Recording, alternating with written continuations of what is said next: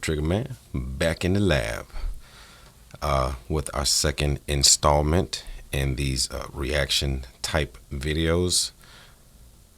First video with the Mako paint job, I had he must have been a subscriber, but he was fairly new because he thought that I would care, but he indicated that he didn't like the setup of the video because he felt like he was watching a news clip and he wanted me to say more of why the bubbles were in the paint job.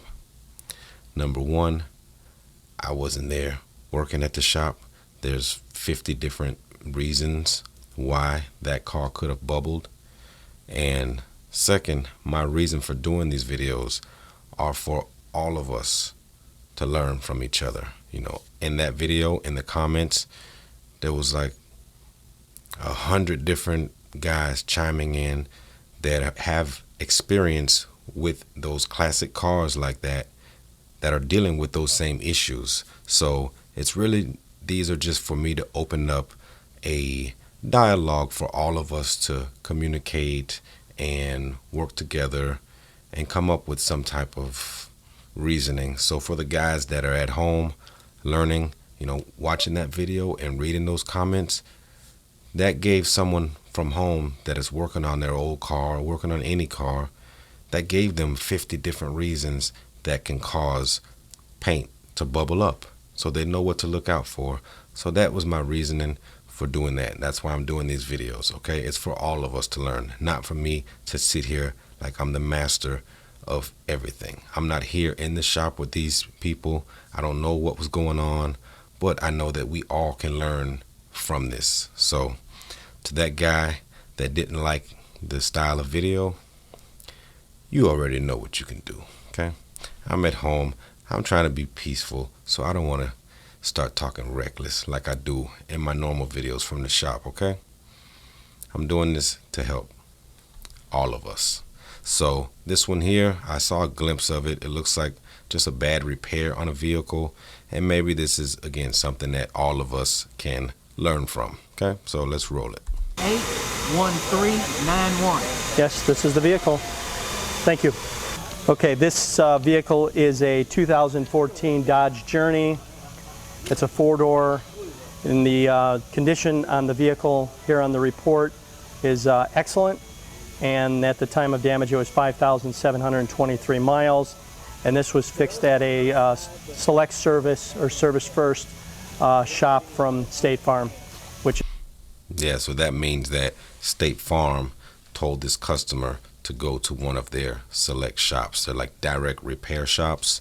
So that's what this is. So let's see what happens. Is indicated right here on the paperwork here. Insurance company, State Farm, contact service first. Okay, what we have here is we have a lot of major paint flaws on the hood here.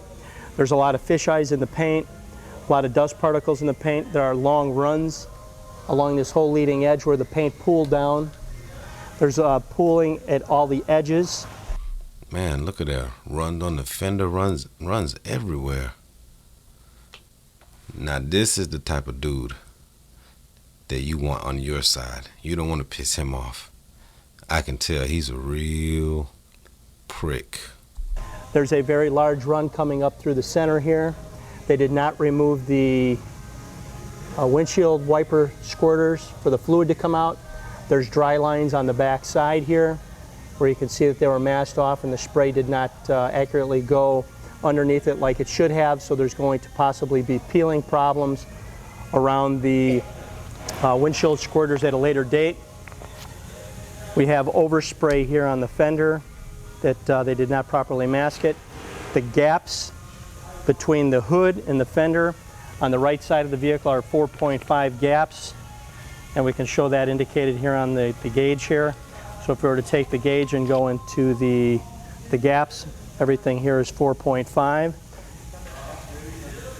Along the leading edges, it's a little bit tight along here, but then it drops in at 4.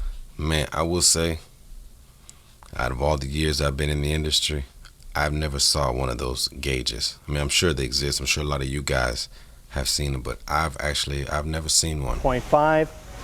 On the door to the fender relationship, we also have a 4.5 gap, and then as we go down, it does get a little bit tighter, but we still have 4.5, and then at the very bottom it drops down to 4.0. And the 4.0 gap here is being indicated because on the other side of the vehicle, it's even tighter. On the right side of the vehicle here, we also have a lot of overspray here on the fender and also on the door in this area here. We have a mismatched color difference between the bumper and the... Man, this brings back memories. Not because I had a lot of this happen, but again, working on those accounts back in the days, Geico ARX and the Progressive, like when you paint something and it goes back to the service center, like they'll come back with any little thing. It could be the littlest thing. But this whole vehicle, this is excessive. Like I've never seen nothing this bad. But all of that writing, that's what they do. And those are the type of accounts that make you a better painter, working on them. Because you're accustomed to, you know that's going to be there. So you correct it and you don't send it out the door any other way except damn near perfect. The fender, on the left side of the vehicle, we're going to have the leading edge 3.5, and then it gets a little bit tighter to 3.0, which is here. And then as we come back up, it gets wider again to 3.5. And then as we get to the very leading edge of the top, we also have 4.5. Now we're going to stay along the consistency of between the door edge and the fender. On the driver's side here, we have 4.0, which is the gap at the top of the fender. It's in there nice. And then as we go down, the leading edge. Man, this must have been another Mako job. Man, this is crazy. Man. Becomes 3.5. So as we go into the 3.5 gauge, that's nice. And then as we get down to the very bottom, it is such a tight gap, it drops down to 2.5, which is that one there. Also on the left side, we have at the bottom of the rocker molding, we have overspray where it's indicated that they sprayed the fender on the car and they did not mask off properly here or take the rocker molding off. They did not mask off properly here or remove the rocker. So, masking off properly is an option. You know, so for some of you guys that feel like everything has to be disassembled, you just heard it from the Mr. Ex-Pro painter that it wasn't masked off properly. So when you're masking off things, there is a way to mask them off properly and still have a good job, a long-lasting repair. So just something to keep in mind. Again, on the fender here, we have a pool of run along the whole inner edge of the body line here. We also have runs in this contour line, and then also here on the leading edge of the door. We also have a run inside the jamb right here on the door. And on this door, you can see the transition of the blend in this area here, which might be too hard to pick up in the video. Then we have dust particles in the paint. At the door handle here, we have no buffed area here. And then along this whole edge underneath the door handle, there was a major sag in a run.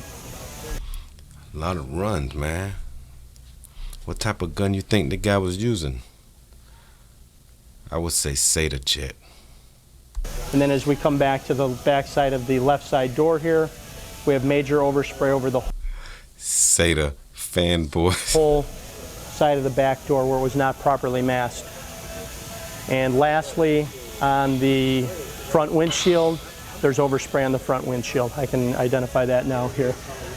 You can actually see where the mask line is here, where they did not properly mask, and you can see where the overspray is. And then in the very center. Man, this is crazy. It's almost like it must have been like a combo guy, you know. Just a little bit he does a little bit of everything, but can't do not one thing right. Like, man, everything is just screwed up. Center of the windshield, there's some overspray in the very center. Okay, and then we're going to take apart the vehicle. We're going to take the front cover off, and then we're going to see what's identified under the front cover.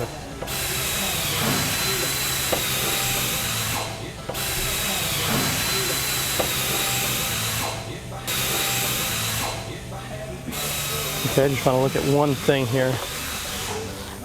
Just look at. Man, this brings back memories.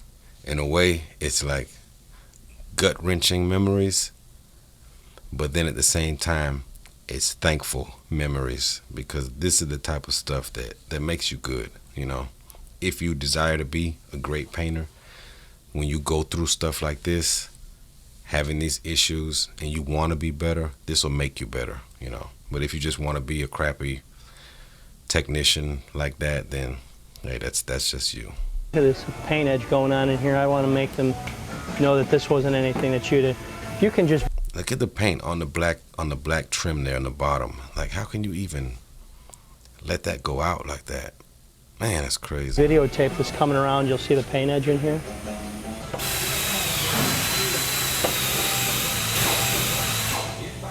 You know what I think they did? I think they painted it, pulled it outside, and repainted it. Once they saw it, they put it together, and then they went back and taped up and repainted it. I think it's been painted twice. This is pretty bad. I mean, for such a small repair, it's pretty bad. Yeah, it's pretty bad. Man, yeah, that's awful. So he was saying they pulled it out, saw the color wasn't right. They initially painted the bumper off the car. Then when they put it on, they saw it wasn't right. Then they repainted it again. Man, yeah, that's rough. Yeah, don't miss those days. But again, that's what makes you a better painter. You guys chime in, let me know what you think, man. You think it was a Sata Jet that sprayed that with all them damn runs? A Segola?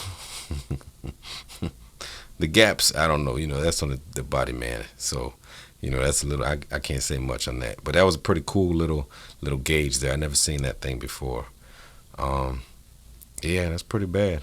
The vehicle was white, so we couldn't really see a whole lot of it. But, yeah, that's pretty rough. And that dude there, man, yeah, he's somebody, yeah, you don't want to mess with him. You want to stay on his good side.